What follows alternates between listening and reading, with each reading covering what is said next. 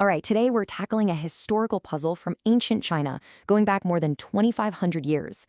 We're going to decode a text that, on the surface, looks like a simple, maybe even boring list of events, but it's actually a deep work of moral philosophy, where every single word, and I mean every word, carries the weight of a verdict. So, how is that even possible, right? How could a straightforward record of who did what and when also be this complex judgment on their actions? Well, that's the big question we're diving into through an idea called subtle words and profound meanings. It's all about finding the hidden messages that are encoded right into the language of history. To do that, we've got to understand the secret code itself, and more importantly, the key that unlocks it. And this all comes down to two ancient texts that are designed to work together, kind of like a lock and key. So first up, we've got the lock. The Spring and Autumn Annals. Now, on the surface, this thing is incredibly dry. It's an official record from the state of Lu, and it just lists events. In spring, the Duke did this. In autumn, that army fought there. It seems totally objective, almost like you're reading a spreadsheet of historical data. But that's the code. And that brings us to the key, the Guliang Commentary. Now, you should think of this as the official decoder ring for the annals. It was put together centuries later by scholars who'd passed down the oral tradition of how you're supposed to read this chronicle. Its whole purpose is to unpack the super sparse language of the annals and reveal the profound moral and political judgments hiding in plain sight. So here's the crucial thing. You're meant to read these two texts together. You can't have one without the other. The annals gives us the coded message, and the commentary gives us the method to decipher it. Let's see how this actually works with a real example. This is a perfect example of the commentary in action.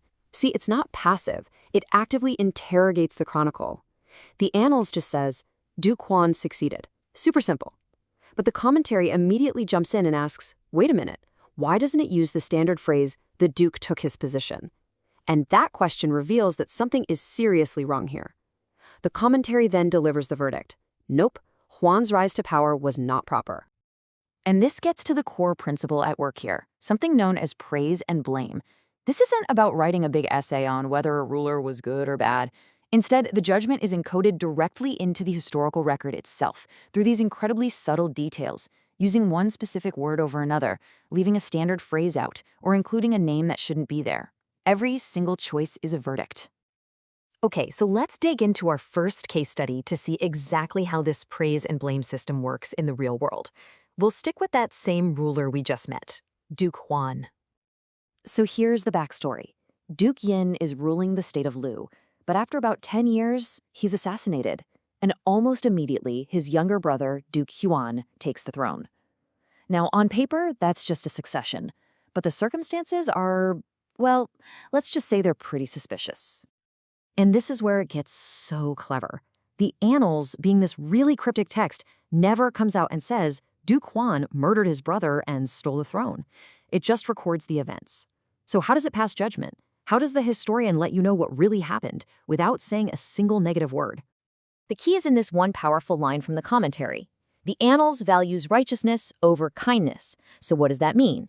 Well, it means the chronicle's moral compass isn't based on what seems easy or leads to a smooth transfer of power. That would be kindness. No, it's based on what is fundamentally right and just, and that is righteousness. And here's the big reveal. The verdict is hidden in what isn't said. By leaving out the standard, proper phrase for a legitimate succession, the Duke took his position, the historian is sending a massive red flag that a major rule was broken. The commentary decodes this for us, explaining that this omission is a quiet but absolutely damning indictment of Duke Huan. It brands his rule from day one as an act of usurpation.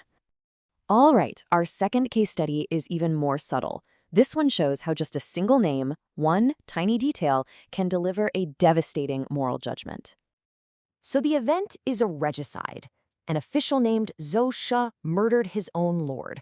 Now, in the political and moral world of ancient China, this was one of the worst crimes imaginable. It was a complete breakdown of the entire social and even cosmic order. So how is this ultimate crime condemned?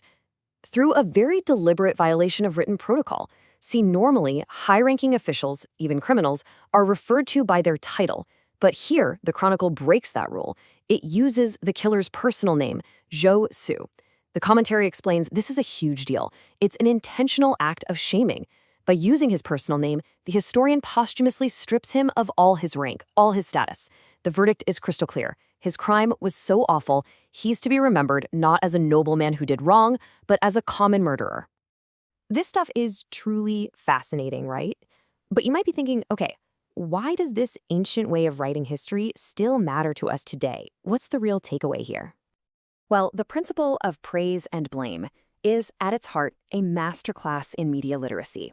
It teaches us that the way a story is told, the specific words that are chosen, the details that are included, and, just as importantly, the details that are left out, is often as meaningful as the story itself.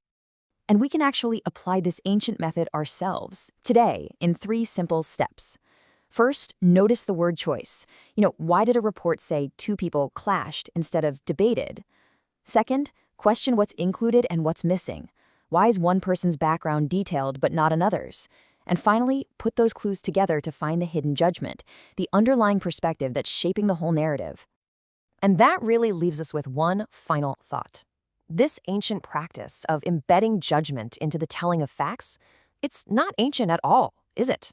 It is happening all around us, every single day.